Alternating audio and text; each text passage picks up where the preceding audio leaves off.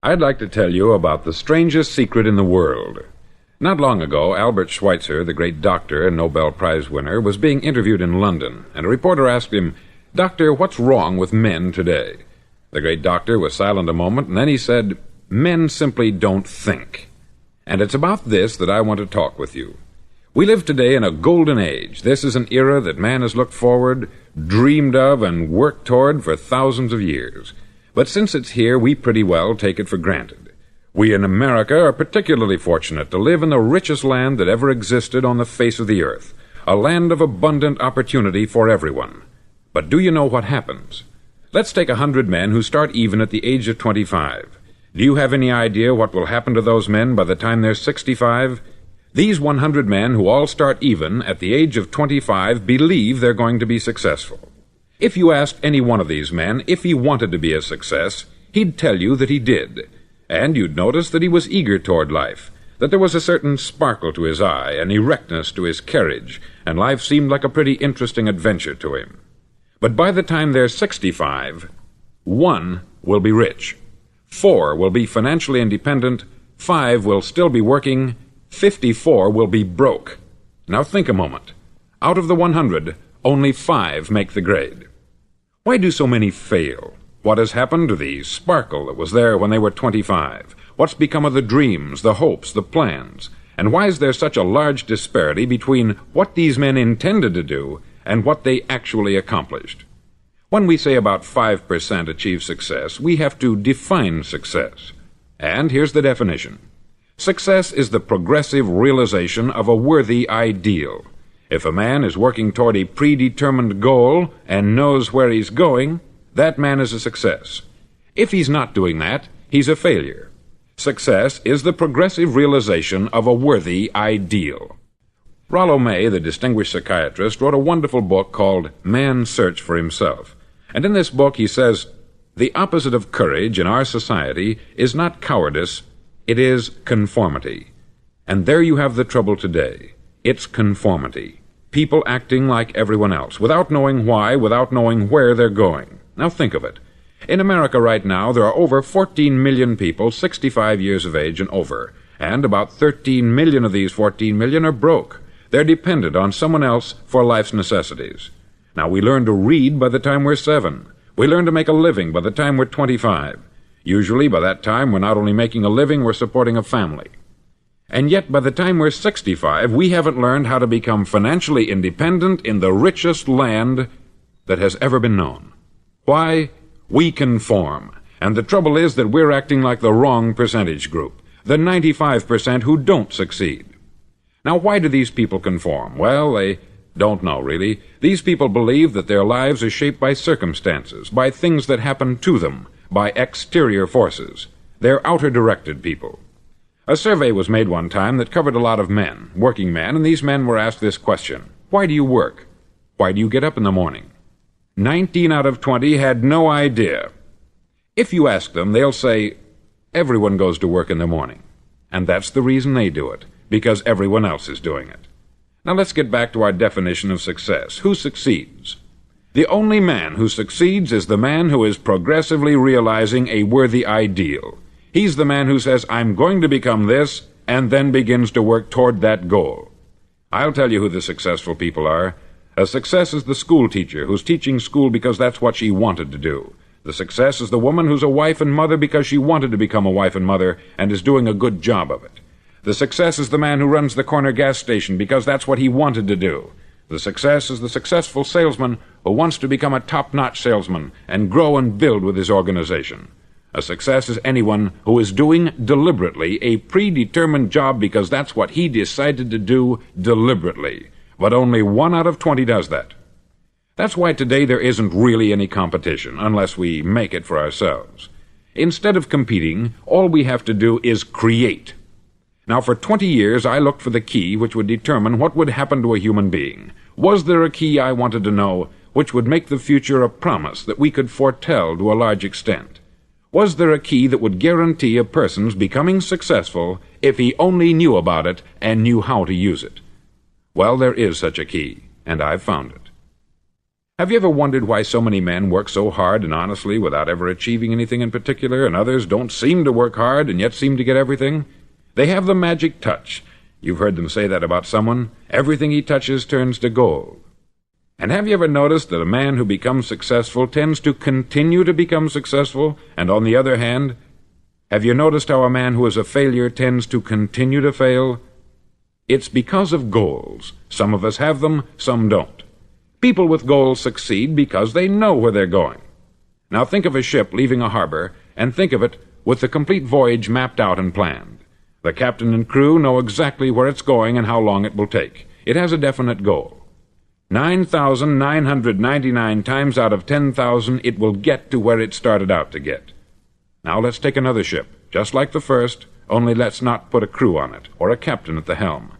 Let's give it no aiming point, no goal, no destination. We just start the engines and let it go.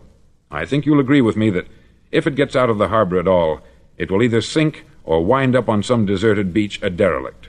It can't go any place because it has no destination and no guidance. It's the same with a human being. Take the salesman, for example. There is no other person in the world today with the future of a good salesman. Selling is the world's highest paid profession, if we're good at it, and if we know where we're going. Every company needs top-notch salesmen, and they reward those men. The sky is the limit for them. But how many can you find? Someone once said, the human race is fixed, not to prevent the strong from winning, but to prevent the weak from losing. The American economy today can be likened to a convoy in time of war. The entire economy is slowed down to protect its weakest link, just as the convoy had to go at the speed that would permit its slowest vessel to remain in formation. That's why it's so easy to make a living today. It takes no particular brains or talent to make a living and support a family today, so we have a plateau of so-called security, if that's what a person's looking for. But we do have to decide how high above this plateau we want to aim for.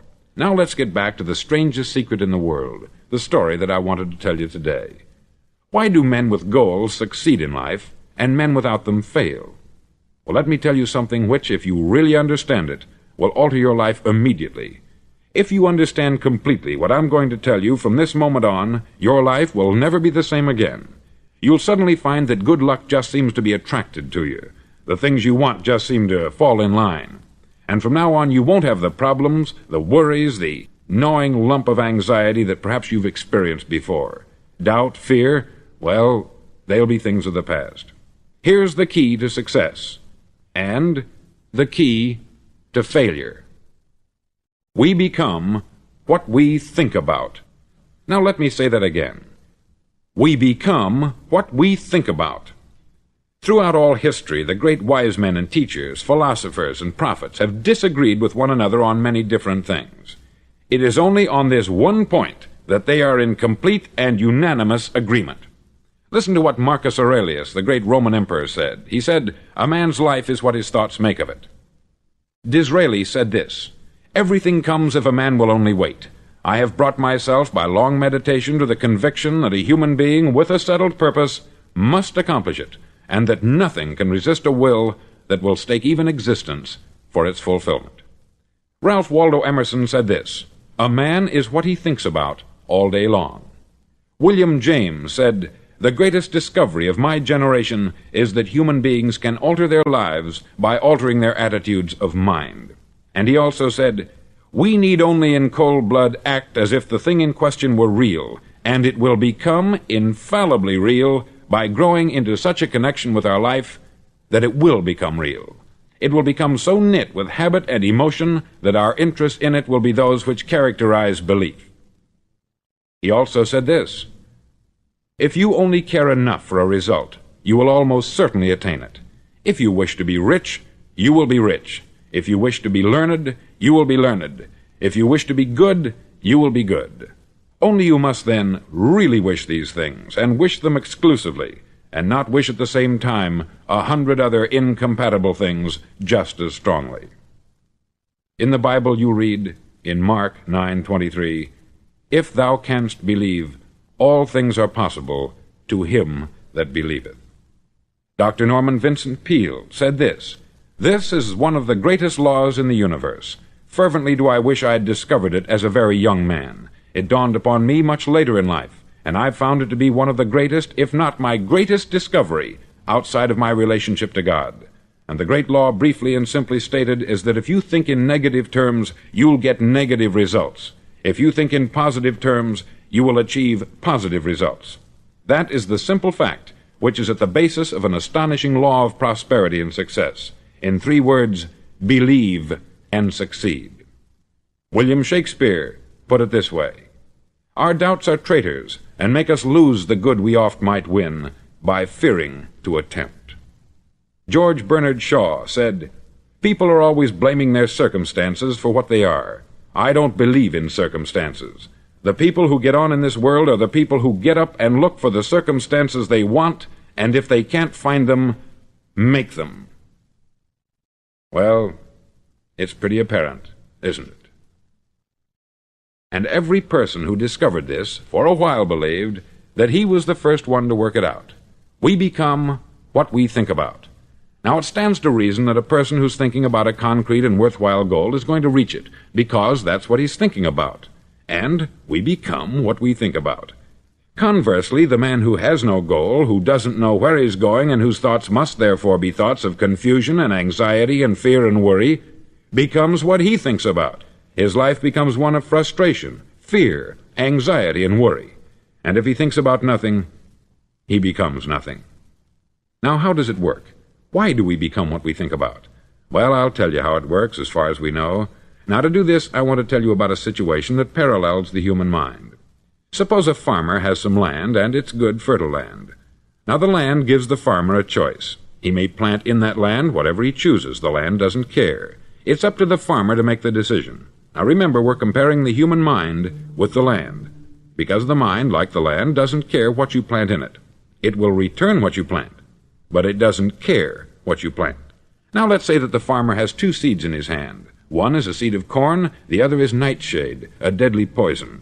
He digs 2 little holes in the earth, and he plants both seeds, one corn, the other nightshade. He covers up the holes, waters, and takes care of the land, and what will happen? Invariably, the land will return what is planted. As it's written in the Bible, "As ye sow, so shall ye reap."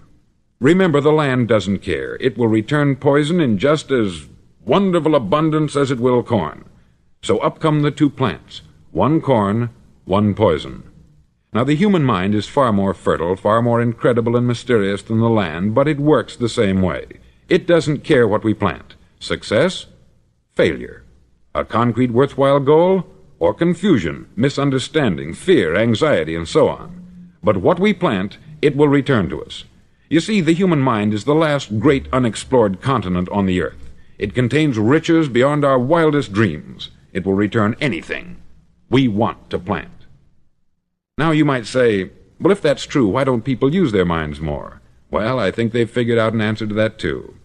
Our mind comes as standard equipment at birth. It's free, and things that are given to us for nothing we place little value on. Things that we pay money for, we value. The paradox is that exactly the reverse is true. Everything that's really worthwhile in life came to us free. Our mind, our soul, our body, our hopes, our dreams, our ambitions, our intelligence, our love of family and children and friends. All these priceless possessions are free, but the things that cost us money are actually very cheap and can be replaced at any time. A good man can be completely wiped out and make another fortune. He can do that several times. Even if our home burns down, we can rebuild it, but the things we got for nothing, we can never replace. The human mind isn't used merely because we take it for granted. Familiarity breeds contempt. It can do any kind of job we assign to it, but generally speaking, we use it for little jobs instead of big important ones. Universities have proved that most of us are operating on about 10% of our abilities. Decide now, what is it you want? Plant your goal in your mind. It's the most important decision you'll ever make in your entire life. Do you want to be an outstanding salesman, a better worker at your particular job? Do you want to go places in your company, in your community? All you've got to do is plant that seed in your mind. Care for it. Work steadily toward your goal, and it will become a reality. It not only will, there's no way that it cannot. You see, that is a law, like the laws of Sir Isaac Newton, the laws of gravity. If you get on top of a building and jump off, you'll always go down. You'll never go up. And it's the same with all the other laws of nature. They always work. They're inflexible. Think about your goal in a relaxed, positive way. Picture yourself in your mind's eye as having already achieved this goal. See yourself doing the things you will be doing when you've reached your goal. Ours has been called the phenobarbital age, the age of ulcers and nervous breakdowns. At a time when medical research has raised us to a new plateau of good health and longevity, far too many of us worry ourselves into an early grave trying to cope with things in our own little personal ways, without learning a few great laws that will take care of everything for us. These things we bring on ourselves through our habitual way of thinking. Every one of us is the sum total of his own thoughts. He is where he is because that is exactly where he really wants to be, whether he'll admit that or not. Each of us must live off the fruit of his thoughts in the future, because what you think today and tomorrow, next month and next year, will mold your life and determine your future. You're guided by your mind. I remember one time I was driving through Arizona and I saw one of those giant earth-moving machines roaring along the road at about 35 miles an hour with what looked like 20 tons of dirt in it, a tremendous, incredible machine, and there was a little man perched way up on top with the wheel in his hands guiding it. And as I drove along, I was struck by the similarity of that machine to the human mind. Just suppose you're sitting at the controls of such a vast source of energy. Are you going to sit back and fold your arms and let it run itself into a ditch? Or are you going to keep both hands firmly on the wheel and control and direct this power to a specific, worthwhile purpose? It's up to you. You're in the driver's seat. You see, the very law that gives us success is a two-edged sword. We must control our thinking.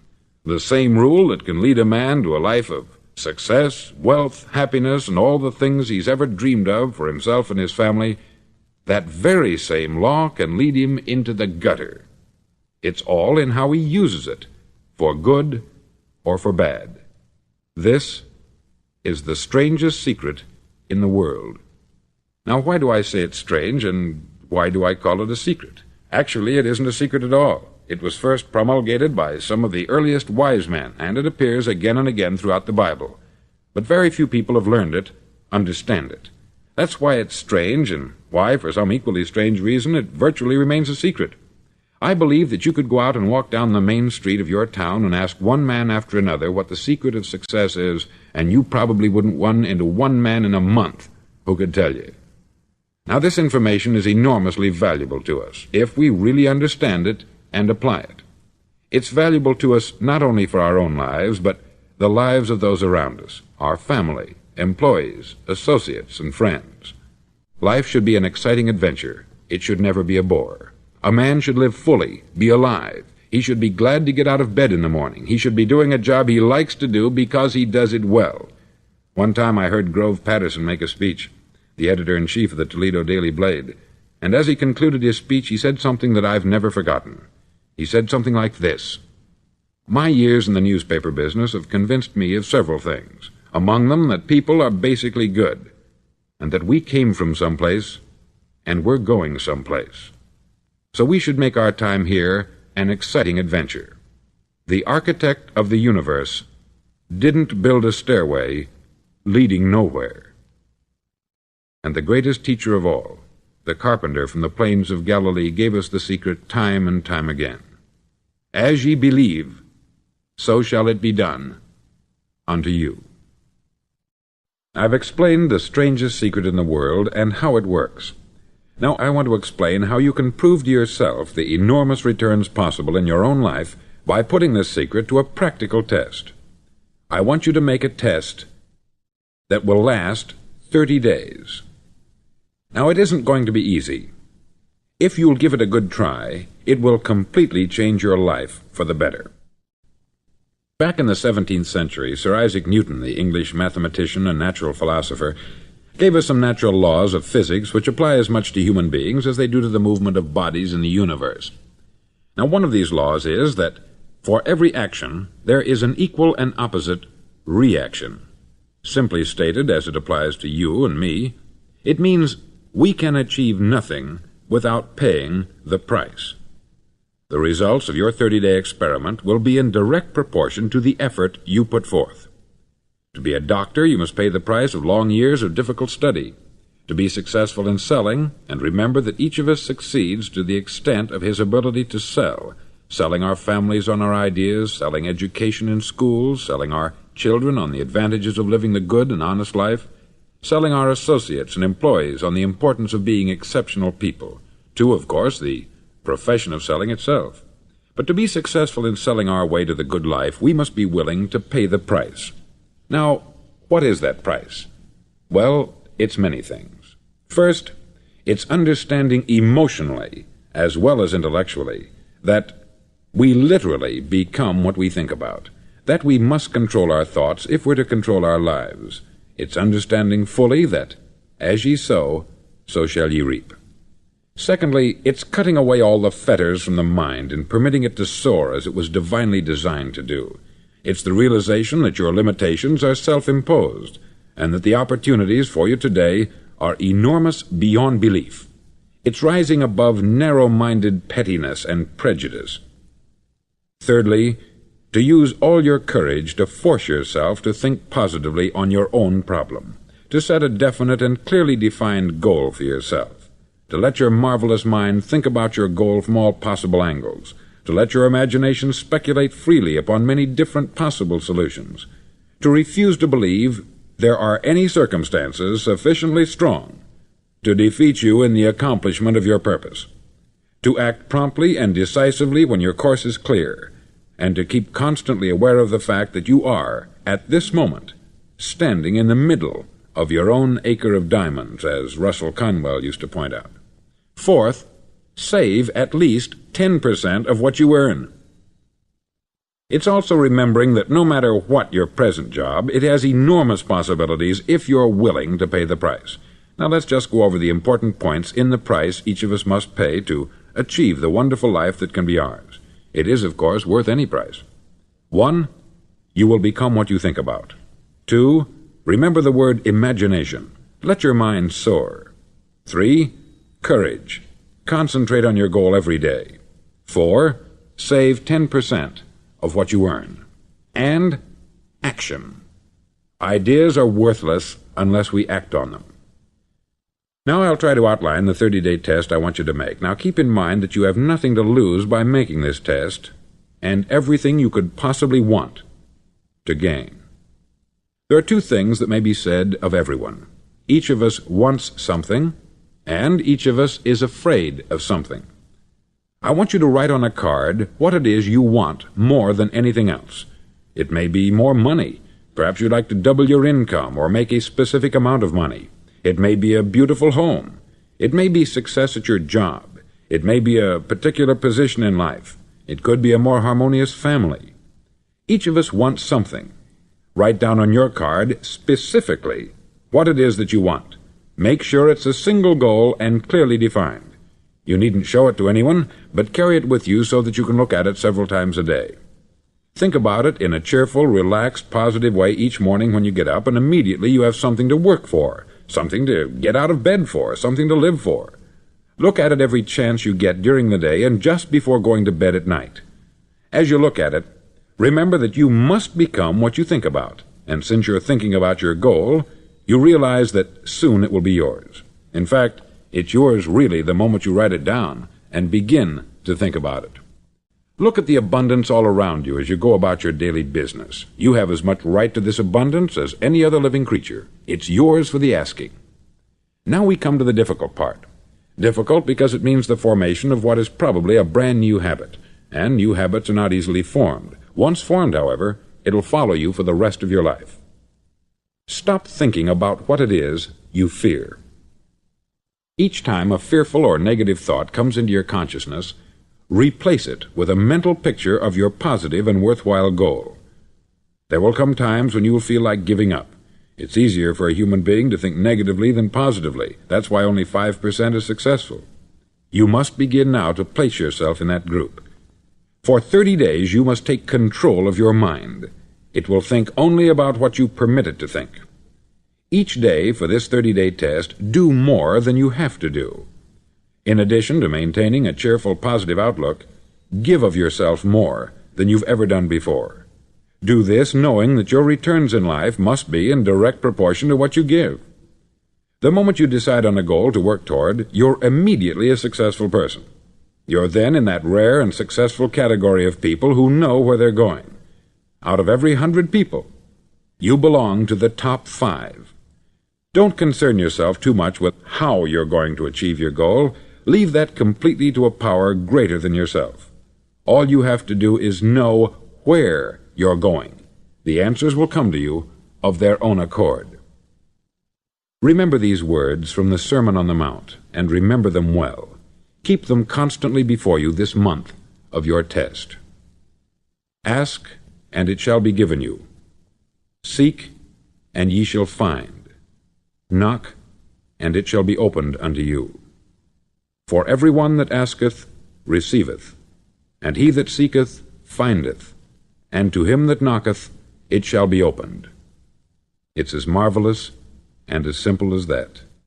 In fact, it's so simple that in our seemingly complicated world it's difficult for an adult to understand that all he needs is a purpose and faith. For 30 days, do your best.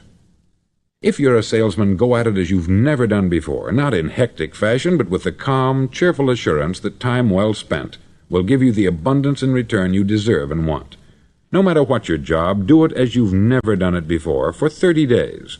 And if you've kept your goal before you every day, you'll wonder and marvel at this new life you've found. Dorothea Brand, outstanding editor and writer, discovered it for herself and tells about it in her fine book, Wake Up and Live. Her entire philosophy is reduced to the words, act as though it were impossible to fail. She made her own test with sincerity and faith, and her entire life was changed to one of overwhelming success. Now you make your test for 30 full days. Don't start your test until you've made up your mind to stick with it. You see, by being persistent, you're demonstrating faith. Persistence is simply another word for faith. If you didn't have faith, you would never persist. If you should fail during your first 30 days, by that I mean suddenly find yourself overwhelmed by negative thoughts, you've got to start over again from that point and go 30 more days. Gradually your new habit will form until you find yourself one of that wonderful minority to whom virtually nothing is impossible. Don't forget the card. It's vitally important as you begin this new way of living. On one side of the card, write your goal, whatever it may be. On the other side, write the words we've quoted from the Sermon on the Mount. Ask, and it shall be given you. Seek, and ye shall find. Knock, and it shall be opened unto you. Nothing great was ever accomplished without inspiration. See that during these crucial first 30 days, your own inspiration is kept at a peak.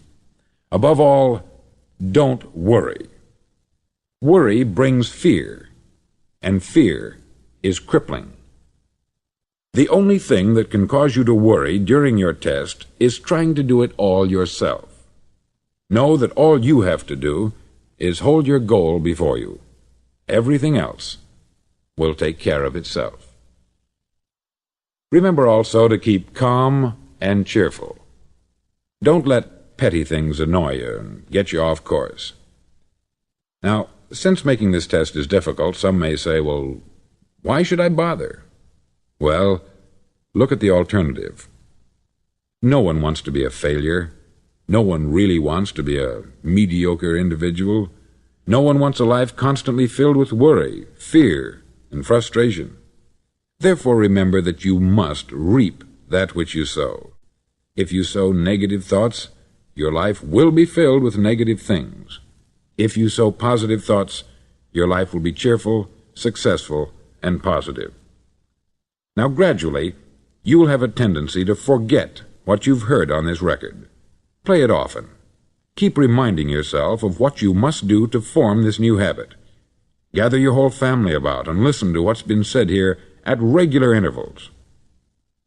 You know, most men will tell you that they want to make money without understanding the law.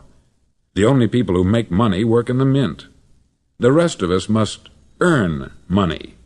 This is what causes those who keep looking for something for nothing or a free ride to fail in life.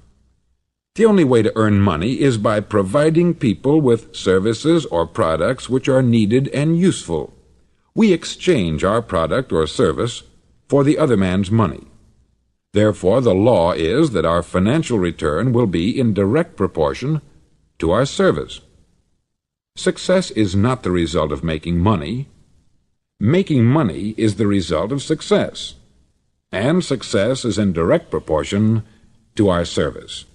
Most people have this law backwards. They believe that you're successful if you earn a lot of money. The truth is that you can only earn money after you're successful.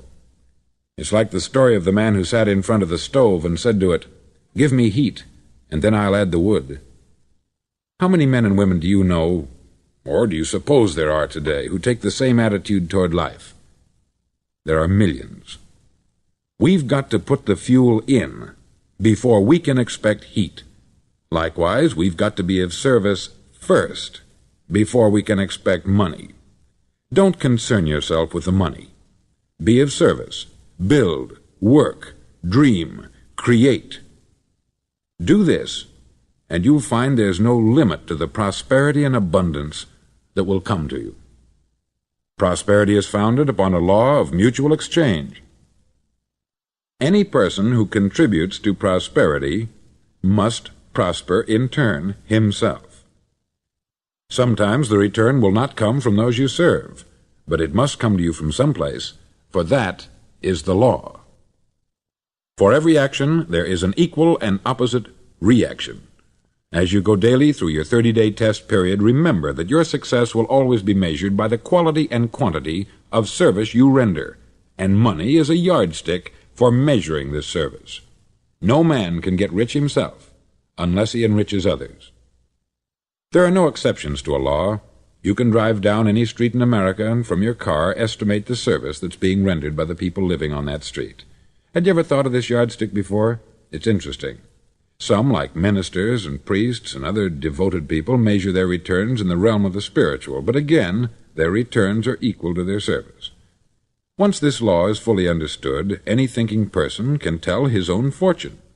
If he wants more, he must be of more service to those from whom he receives his return. If he wants less, he has only to reduce this service.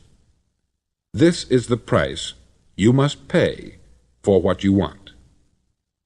If you believe you can enrich yourself by deluding others, you can only end by deluding yourself. It may take some time, but just as surely as you breathe, you'll get back what you put out. Don't ever make the mistake of thinking you can avert this. It's impossible. The prisons and the streets where the lonely walk are filled with people who tried to make new laws just for themselves. We may avoid the laws of man, but there are greater laws that cannot be broken. An outstanding medical doctor recently pointed out 6 steps that will help you realize success. 1. Set yourself a definite goal. 2. Quit running yourself down. 3. Stop thinking of all the reasons why you cannot be successful, and instead think of all the reasons why you can. 4. Trace your attitudes back through your childhood and try to discover where you first got the idea you couldn't be a success, if that's the way you've been thinking. 5. Change the image you have of yourself by writing out a description of the person you would like to be. And 6. Act the part of the successful person you have decided to become. The doctor who wrote those words is a noted West Coast psychiatrist, David Harold Fink, M.D. Do what all experts since the dawn of recorded history have told you you must do. Pay the price by becoming the person you want to become. It's not nearly as difficult as living unsuccessfully. Make your 30-day test. Then repeat it. Then repeat it again. Each time it will become more a part of you until you'll wonder how you could ever have lived any other way. Live this new way, and the floodgates of abundance will open and pour over you more riches than you may have dreamed existed. Money? Yes, lots of it. But what's more important, you'll have peace. You'll be in that wonderful minority who lead calm, cheerful, successful lives. Start today. You have nothing to lose, but you have a life to win.